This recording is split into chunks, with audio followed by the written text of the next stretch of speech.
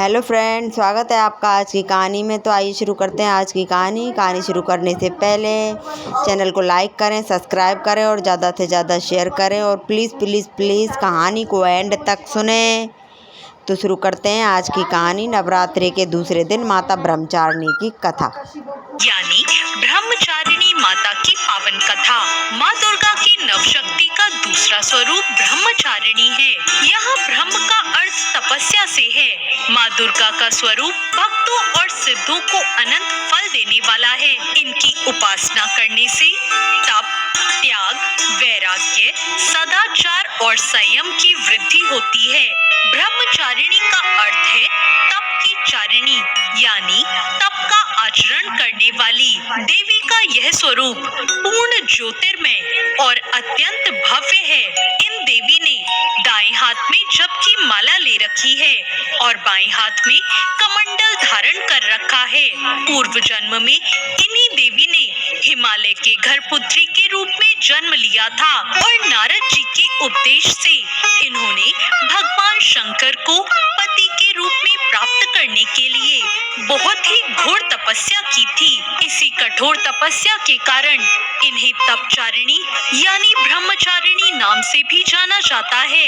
1000 वर्ष तक इन्होंने केवल फल फूल ही खाए और शाक पर निर्वाह किया और बहुत से कठिन उपवास रखे।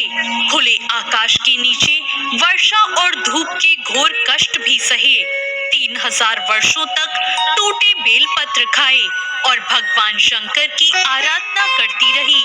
इसके बाद तो उन्होंने सूखे बेलपत्रों को खाना भी छोड़ दिया और फिर कई हजार वर्षों तक निर्जल और निराहार रहकर तपस्या की। कठिन तपस्या के कारण देवी का शरीर एकदम क्षीण हो गया।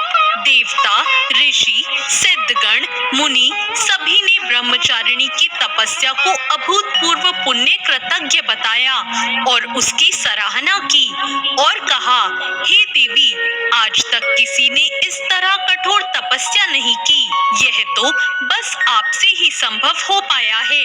आपकी मनोकामना परिपूर्ण होगी और भगवान चंद्रमौली शिव जी आपको पति के रूप में प्राप्त होंगे।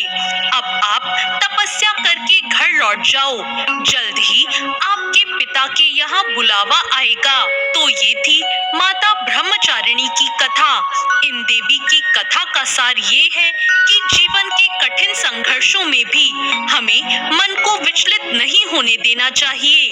माँ ब्रह्मचारिणी देवी की कृपा से सर्व सिद्धि प्राप्त होती है। दुर्गा पूजा के दूसरे दिन देवी के इसी स्वरूप की उपासना की जाती है। माता ब्रह्मचारिणी के पूजन से पहले स्नान करके शुद्ध हो जाएं। फिर माता की प्रतिमा रखें या तस्वीर लगाएं। पूजा करते हुए शुद्ध मन से माता के नाम का स्मरण करते रहें। कोशिश करें कि सफेद या पीले वस्त्र पहनकर ही पूजा हो। माँ को प्रसाद में पंचामृत जरूर चढ़ाएं, रोली और अक्षत चढ़ाएं। अरुहल या कमल का फूल भी अर्पित करें। दूध से बने अन्य प्रसाद भी माँ को अर्पित कर सकते हैं और फिर कपूर से माता की आरती करें।